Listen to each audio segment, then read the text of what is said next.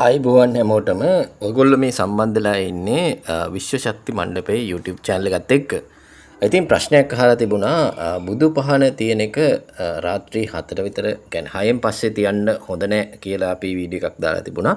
ඉතින් ඒ ගැන පොඩ්ඩක් අහලා තිබුණා 6න් පස්සේ තියන්න හොඳ නැත්නම් 4ට විතර තියන්න හොඳ නැත්නම් ඊළඟ කීයට තියන්න හොඳ කියලා වගේ ප්‍රශ්නයක් අහලා තිබුණා. මම මේ ප්‍රශ්නෙට අහපු කෙනාටත් මතක් වෙන්නත් එක්ක ඒ ප්‍රශ්නය YouTube එකේ තිබුණු තැන මම ඔයාලට highlight කරලා මේකේ වීඩියෝ එකේ දාලා තියන්නම්. ඒතකොට ඒකත් බලන්න පුළුවන්. ඉතින් ඇත්තටම මේ බුදු පහන තියෙන එක දැන් ගොඩක් වෙලාවට ගෙවල් වල උදෙත් තියෙනවා. උදේ වැඩට යන්න කලින් හෝ තමන්ගේ ආයතනයේ ඒ කියන්නේ වැඩ කරන ආයතනයේ ගිහිල්ලා හෝ උදේ ගෙදරින් පිටත් වෙන්න කලින් වැඩට යන්න කලින් ගොඩක් අය මේ බුද්ධ ආගමට සම්බන්ධ අය එහෙම නැත්නම් බෞද්ධ ආගමිකයෝ බුදුන්ට පහන තියනවා. සමහර අය දෙවියන්ටත් පහන් තියෙනවා.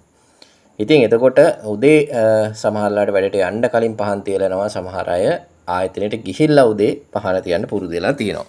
ඉතින් පහන තියෙනකොට නම් ඉතින් මල් පහන් මේ හැම දෙයක්ම තියලා තියෙන අය ඉන්නවා. සමහර අය ගෙදර පහන් තියෙන කට්ටිය උදේට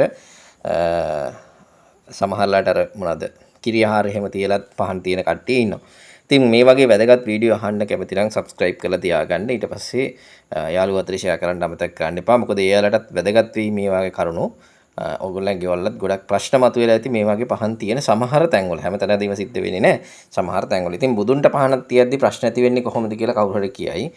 නමුත් මෙහෙම දෙයක් තියෙනවා. ගොඩක් වෙලාවට ওই නිදන් වස්තු සම්බන්ධව තියෙන තැන් ඊට පස්සේ තමන්ගේ නරක කාල සීමාවක් ජීවිතේ ගෙවනකොට ඔය අපල කාල කියලා කියන්නේ සමහර අය.